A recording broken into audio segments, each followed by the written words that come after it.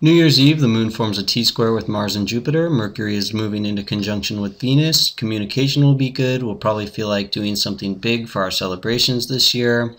Sun and Pluto square Uranus will have us living in the moment, improvising, enjoying our freedom. So even if you didn't make any plans, you may still end up at a party or friend's place. New Year's Day, moon is opposition Saturn. Try to take it easy. Patience can be tested. Good day to reflect on the past year and plan for the next one.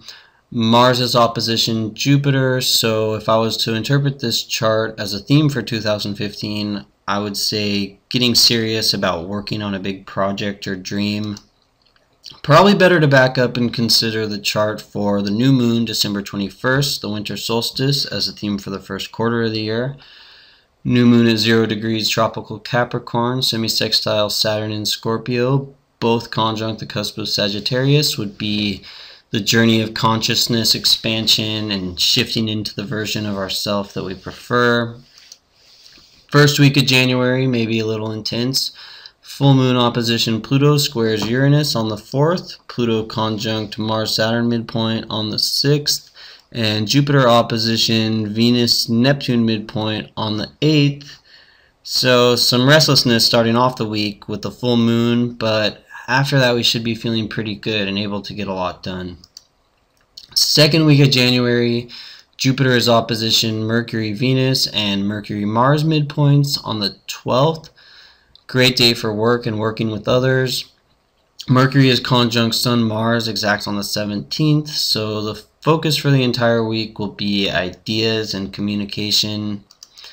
Week 3 of January, new moon is on the 20th. It's in tropical Aquarius. Mars is conjunct Neptune and Jupiter is opposition the Mercury-Venus midpoint. This is about moving forward with the introspective development of the previous lunar cycle, working with our own unique dreams and ideals, figuring out how they fit into our collective groups in the big picture. Last week of January, Venus gets strong. Sun is conjunct the Venus-Pluto midpoint, and Venus is conjunct the Uranus-Pluto midpoint on the 26th. Really powerful pattern, good for music, arts, and romance. On the shadow side, could have us taking things too fast with a new relationship or buying something we don't really need. And on February 1st, Venus is conjunct Neptune, so from about January 23rd until the 1st will be good for enjoying all the things we're attracted to. First week of February, full moon is on the 3rd and we'll be moving past Jupiter, which puts us in a positive and social mood. Saturn is opposition the Mars-Jupiter midpoint on the 7th, which is good for work, especially with groups and large-scale projects. Second week of February may be challenging for some people. The moon will be waning, so we'll start feeling more introverted and require more rest. And there's several midpoint aspects involving Saturn. The strongest are exact on the 14th. Pluto is conjunct the Sun-Saturn midpoint, and Saturn is opposition the Venus-Jupiter midpoint, which can be important decisions concerning our relationships, career, and home life. Week 3 of February looks better. Venus is conjunct to Uranus-Neptune midpoint. Moon is opposition Jupiter, and Jupiter is opposition the Sun-Mercury midpoint on the 17th. Should help put us in a positive mood, good energy for communication, music, and romance. The new moon in tropical Pisces is on the 18th, conjunct the Pluto-Uranus midpoint.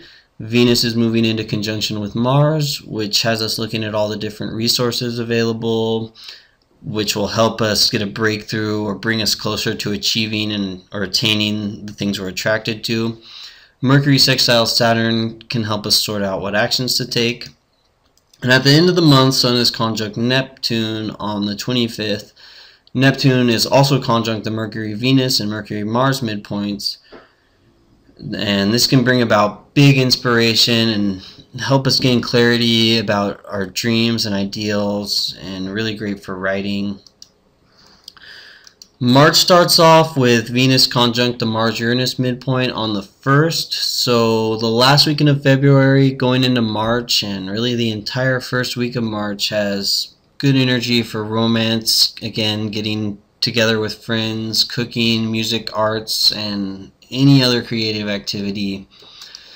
The full moon semi-sextile Jupiter is on the 5th. Sun is semi-sextile Venus-Uranus, which are square Pluto. We'll probably feel more like dancing or going to a party than working that week, especially in an office environment.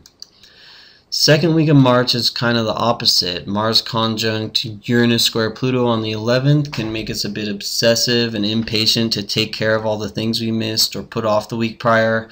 Sun is conjunct the Mercury-Uranus midpoint on the 14th, so our intellect and physical reflexes will be working with increased efficiency. And the third week of March, Uranus is square Pluto on the 17th. Saturn is conjunct the Sun-Jupiter midpoint as well. And this is about working a plan or strategy to facilitate breakthrough or transformation.